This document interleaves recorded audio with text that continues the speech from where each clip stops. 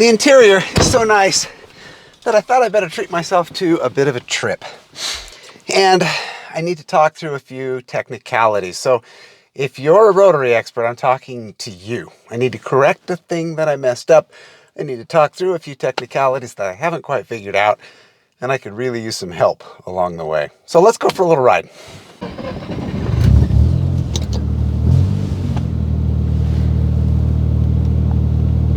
So first things first, I need to clear up a couple of errors that I stated in the last video. The diagram that I showed has the brown wire going to the port air solenoid valve, something that's been deleted, so I really don't care too much about. But that's incorrect. It's a black and red wire that goes to the port air solenoid valve. The brown wire actually goes to the circuit opening relay. Pushing 12 volts back onto that was probably not of high consequence. The brown and white wire is not the signal wire from the airflow meter. That is the reference voltage from the ECU that feeds all of the sensors on this car. So it needs to be 5 volts all the time. The question here is, how in the world did putting 12 volts on that wire not completely blow everything to pieces, and specifically the ECU? Having 12 volts plumbed back into that deal is a significant problem. I don't know why things weren't broken more than they were as a result of having that thing hooked up the way it was. The brown and the red wire is perhaps the most interesting of the bunch. It is indeed the signal wire from the map sensor or the pressure sensor. The sensor at this point, no matter what I do, doesn't send any signal voltage back. I actually have 2 sensors. I think both of them work based on a resistance test, but neither one of them sends voltage back through the signal wire. They're both receiving 12 volt supply from the battery. They're receiving the 5 volt reference voltage from the ECU, and I have ground. So I can't quite figure out why the map sensor isn't feeding a signal back to the ECU. I have to work on that. If you've got any ideas on what I might be missing, please do send it my way. That signal wire is important for the car, especially at high boost levels. What happens is if there's no signal from that wire, then the ECU doesn't know that there's a lot of air in the manifold, and it under-supplies the fuel, which results in a lean condition. So right now I have it jumped. Now that might cause a rich condition at idle. I don't know if the ECU is smart enough to ignore that signal when the RPMs are low, but I recognize that might be affecting the AFR at idle, and that's okay for now. I'll get that remedied. My bigger concern is making sure that I don't run lean when the engine's pulling hard. And so having that jumped for the moment to the reference voltage seems to solve that problem, at least for the moment. I need to get that fixed, and so if you have any ideas on what might be going on there, the next thing that I can check, please drop that in the comments. I also wondered about the O2 sensor. The O2 sensor is really what comes into play when the car goes into closed loop mode. It provides the feedback as a narrowband AFR to the ECU, so the ECU knows whether it's supplying enough or too much fuel. I put a tester on the O2 sensor, and I get what I would expect of about 450 millivolts from that sensor when it is not plugged into the ECU. As soon as I plug the O2 sensor into the ECU, it drops to 250 millivolts. I'm not 100% positive why it would do that. That doesn't make any sense to me. I'm about 90% confident that I have the right wire. The next thing that I will check is to make sure that the wire that I'm plugging the O2 sensor in is indeed the correct wire, so it feeds the right pin on the ECU. Beyond that, I'm not quite sure why it would do that. A 250 millivolt reading is actually a lean reading, which means that the ECU would send more fuel into the engine to mitigate the lean condition. Well, what I really want to have happen is for the car to run leaner after it goes into closed loop mode. And so I'm getting the opposite effect of what I'd really like to see happen there. I don't quite understand why. So I've got to put a little more work into that one.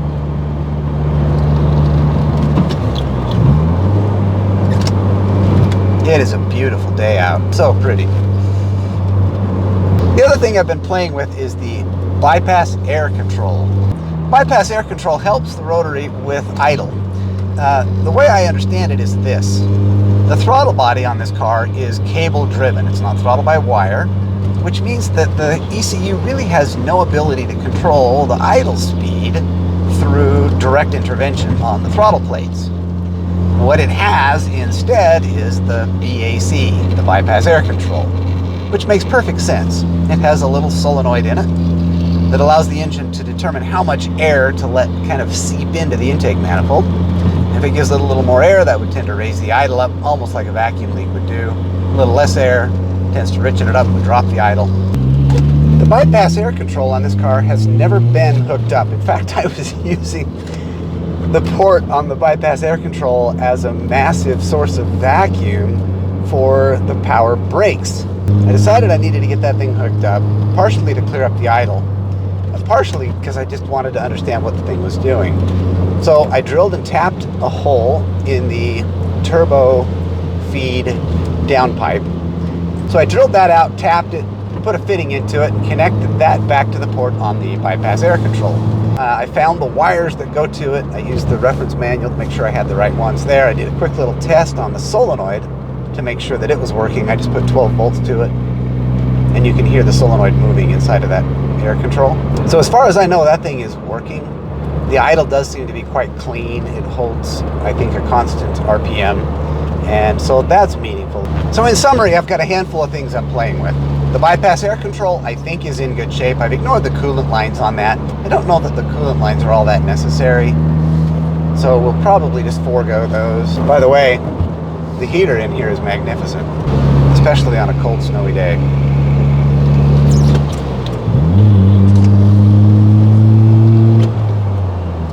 The biggest mystery at the moment is the pressure sensor. I do not understand why I'm not getting a signal. If I could get the signal to work, I'm pretty confident the boost gauge would work, because I can see that I'm registering the full 5 volts of reference voltage on the gauge right now. So if that signal would go variable, as the pressure sensor should do, that gauge would probably work, and I would get the engine attributes that I'm looking for out of that as well. That's probably my biggest mystery at the moment. I am on the verge of introducing a standalone ECU. I like the Haltech, it would be fine, but I'm leaning at the moment toward the Link. The Atom X has enough inputs and outputs to control this car. The Monsoon has more, and it would give some options for expansion over time. I don't think I need that, but it's a possibility. I don't know that I would go any higher than that, but I do like those.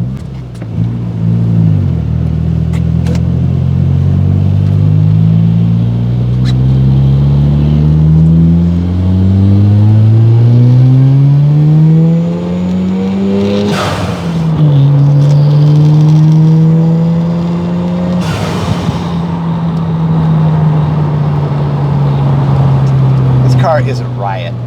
It's so light, and although it's got no torque at the bottom end, it pulls so hard once you get up into that 5,000-6,000 RPM range, and the sound effects are just enough to send a smile from ear to ear across my face.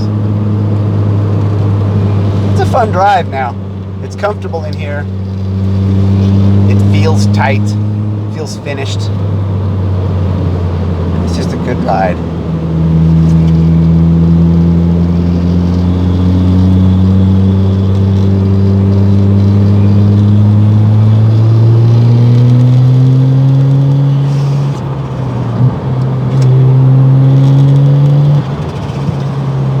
Yeah, interestingly, you have to be a little bit careful on the wet roads.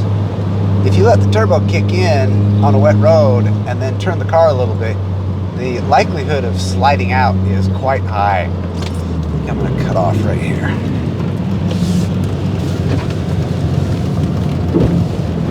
Probably not supposed to be up this canyon without four-wheel drive at the moment.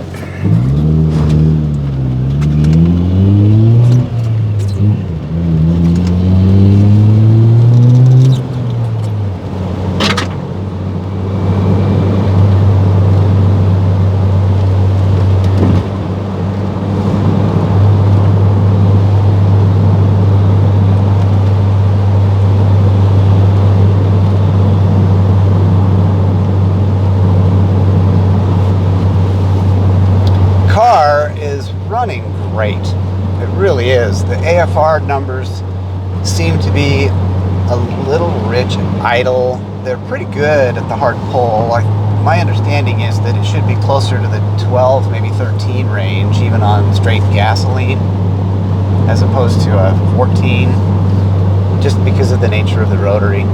And look, if I'm going to choose between running a little lean or a little rich, I'd always choose having it be just a little rich. That's far safer. So in that regard, I'm really, really happy. My biggest complaint with the rich idle is that, especially because there is some premix in the gas tank, it means that there's some oil that's coming through, and so a rich condition tends to be a little bit stinky anyway. You put oil in there with it, and now you've got a little cloud of smoke. It tends to smell, and so I'd like to curb that a little bit.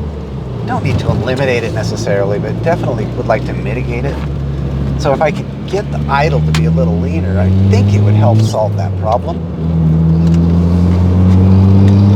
At least that's the thinking.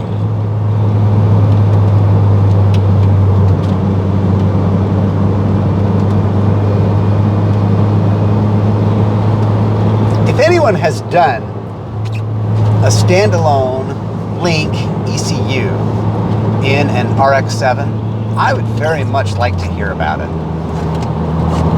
If you don't mind hitting the like button, YouTube will promote the content a little better. If you don't mind leaving a comment, that always bodes well. And if you can smash that subscribe button, that would give me an internal sense of validation. I thank you in advance. Well, that was a fun little ride. Maybe when things get a little warmer and the snow clears, we'll do a canyon run. That could be fun. Until then, thanks for tuning in. Thanks for your comments. Thanks for your suggestions. This old guy really doesn't know what to do with this car. I couldn't have done it without you, so I appreciate your input. I really do. And most of all, Bryson thanks you. Who knows what this thing would look like without your input? That could have been a problem. I want him to be happy with it. He's a good kid, so he'll appreciate whatever I do here. I don't want him to have to fake enthusiasm. Yeah, if you don't know who Bryson is, check out some of the past videos. Well, that's going to do it for today. Thanks for tuning in. We'll see you on the next one.